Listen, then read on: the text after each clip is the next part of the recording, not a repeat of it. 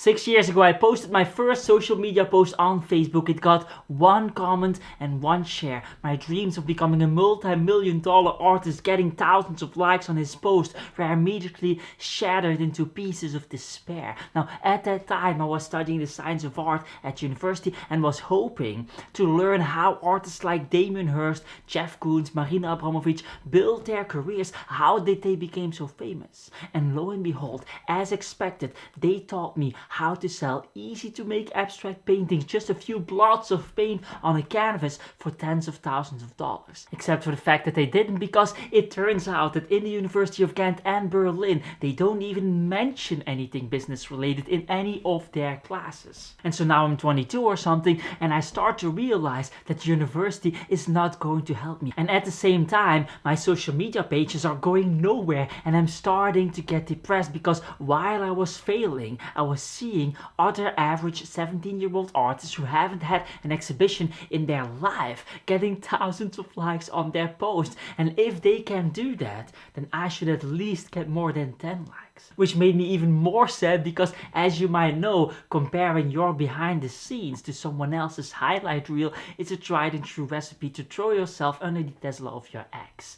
The only thing I knew was that social media was one of the big opportunities of the century, because Gary Vee told me so. And so it felt like I was missing out on this opportunity, that I was missing out on the boat towards achieving my dreams. Being an artist that has a whole team of people that are marketing and selling my work, while I'm just making art, cashing in millions. And so what do you do when you have dreams and no way to reach them? Well, I started learning. I started to listen to millionaire business people on YouTube, people like Gary Vaynerchuk, Don Bilyeu, Patrick Bet-David, Alex Becker, etc., etc. And although I was learning a lot of useful things, there was not really that much that I could apply directly in the arts to build my art career. And so I started watching all the YouTube videos about social media, because I was doing a lot of social media. Videos from Sonny Lenarduzzi, Think Media, Vanessa Law, Hey Dominic, Nick Niemann, Channel Makers, Film Booth, Roberto Blake, Paddy Galloway, Natalie Ellis, etc., etc., etc. And many of their videos proved to be very helpful. I loved it and felt like I was going on the right path. But at the same time, I felt that most of the videos were too basic, and I started to realize that this was by design, and that the algorithm of YouTube promotes basic beginner videos, and so I needed something more. And so in my search, I went for the next best thing, namely art business books. $1 Million Stuffed Shark, Starting Your Art Career, The Business of an Artist. Some of these books are so bad that I wish I'd read the repair manual of my refrigerator instead. And so it's safe to say that I was still left with holes that I couldn't really fill. And no matter what I seemed to do, the whole promoting your art thing just didn't seem to work. And around this time, I started to get extremely frustrated, because now I was not only investing time, but also money. And in return, I wasn't getting anywhere.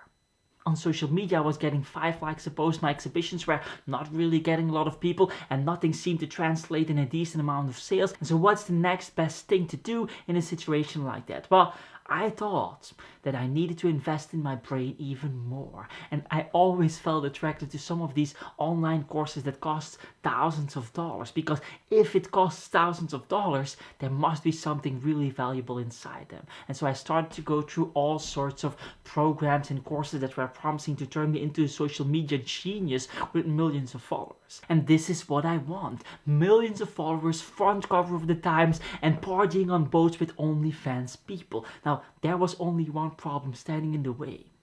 At that time, I had some financial issues, and so I didn't have the money to pay thousands of dollars for courses on a quarterly basis. And so at that point, I did something questionable. I did something that's considered to be illegal in most countries. I found hackers that could hack those websites and get those courses for free, and I would pay those hackers way less and get access to the most expensive online courses in the world. The type of thing that sounds too good to be true.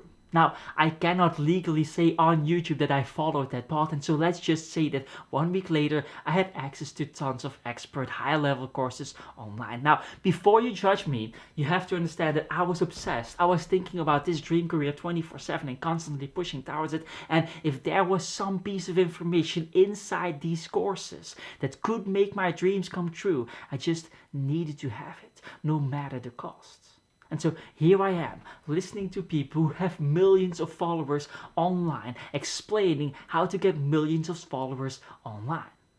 The real question, of course, is, are these courses actually any good? Are they worth thousands of dollars, or is this all just one big scam? And as you might expect, some of them were a scam, but luckily, not all of them. Some courses were indeed teaching some secrets that enabled you to make way more money than the cost of the course itself. I remember one course specifically that blew me away with an uncomfortably lucrative Instagram strategy that she called the Instagram Mastermind Strategy. Let me explain in short what it is. So, what this influencer would do to get millions of followers on Instagram is create a special type of engagement group that would guarantee her to get 50,000 likes or something. And so what are these engagement groups and what do they do? Well, she would create groups of 10 to 15 people that have similar pages and interests and overlapping audiences. And then whenever she would post something on Instagram, she would ask the people in that group to engage with that post. Some groups were used for sharing the post in their stories. Some groups were used for liking, some groups were used for commenting, and some groups were dormant and would be used for future posts. Now, here's the catch. She didn't have just a couple of those groups. She had hundreds of those groups, full with other influencers and Instagram pages that were all doing the same thing. And if you do the math, 300 groups of 10 people liking and commenting on your post equals to about 3,000 likes and comments on your post that you get by default. And when Instagram sees that much organic engagement, it would push that post upwards in the algorithm and show it to even more people, which would then lead to more likes, etc., etc. And so, lo and behold, the post goes viral. And so yes, the system worked tremendously well, was indeed a pathway towards making those dreams of becoming an artist with millions of followers come true. There was only one problem standing in the way to becoming that $1 million artist, and that is that it didn't felt right. These strategies felt too much like a scam, the type of thing that bad villains in Hollywood movies do, and I just couldn't get myself to doing them. And on top of that, I also felt really bad because now I suddenly understood what those top-level influencers and artists were using to get all of their likes. And I realized that you couldn't win against them if you don't use the same strategies. It felt like everything in my sport was under anabolic steroids, and I suddenly realized that the only way to compete and have a chance was to also take anabolic steroids myself.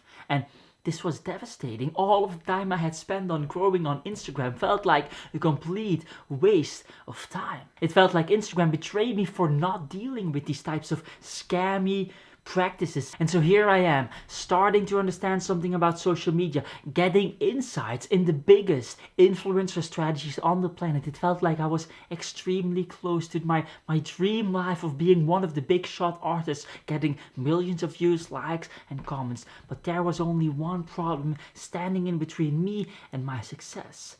I didn't seem to have the guts to execute on those influencer strategies. And it felt like my morals were standing in my way of becoming successful. Long story short, today I've had posts that got millions of views, tens of thousands of likes on TikTok, and some of my YouTube videos are getting several thousand views every single day. And more importantly, I did not sell my soul or do any of those immoral strategies that were standing in between me and my success. And so for the remaining part of this video, I would like to give you one of my most important tips on how to promote your art so that you don't make the same mistakes I've made and hopefully get better results. What I wish I knew a couple of years earlier is that there is an 80-20 rule in everything, meaning that 20% of the decision that you will make will have 80% of the impact. And so a large portion of the equation of success in the arts is figuring out what those 20% decisions are. And then you of course want to focus on those decisions. Let me give an example. When artists are promoting their work on social media, they are spending time on hashtags, they are spending time on follow and follow strategies, they are spending time on what to write in their caption, they are spending time on taking quality pictures, and they are spending time on when to post for the highest engagement, etc., etc. But none of the things I just mentioned are part of the 20% that will have 80% of the impact. And so spending time on that will have very little impact on your success. Something that is part of the 20% of decisions that will have 80% of the impact is choosing which platform you will use to promote your art. When I was failing on Instagram or Facebook or any of those platforms, what I did was I chose Instagram without knowing it was a rigged game and then started posting on it. And as a result, I failed to grow a lot of followers. And the moment I tested out TikTok, I gained 20k followers and got millions of views in 8 weeks. Doing the same thing on Instagram would have resulted in 60 followers and 13 likes. And so what can we conclude out of that? Well, that TikTok wasn't a rigged game at that time. It was blowing up, and posting on a platform like that is way easier than posting on a dying platform like Instagram. In other words, choosing which platform to post on is more important than hashtags, captions, editing, video scripts, commenting, taking beautiful pictures, building relationships, confidence, copywriting, sales tricks, and making quality art combined. And so choosing the right platform is a 20% decision that will have 80% of the impact. The only social media strategy that I can think of that is more important than choosing the right platform is being born in an extremely wealthy family. Now you might think by yourself that choosing the right platform is such a basic decision, but it turns out it's actually not that basic. And of course, I asked how many people are spending time testing out platforms before they started promoting their art, and according to my poll, only 7% of artists tested out all the platforms and then choose the best one out of their tests. And those weeks and months of testing were the best thing they could have done. And the problem with spending months on testing out all the platforms is that you're spending months testing out all the platforms. And so ideally, we should be talking about this and explain to you what the best platforms are at this moment so that you don't have to spend those months anymore. Which platforms have organic reach and which platforms are what we call dead platforms, and which platform is there the potential to go viral today, and on which platform was there a potential to go viral in 1874. But explaining that here would make this video 30 minutes long, and the algorithm doesn't allow me to make 30-minute long videos, and so I'm very sorry, but we are not going to do that. Predominantly because I already did in another video. It's called How Artists Can Sell Art Through Content Creation. It's linked up in the description and the end screens. And the section about best social media platform starts at 6 minutes and 49 seconds. That said, get the hell out of here.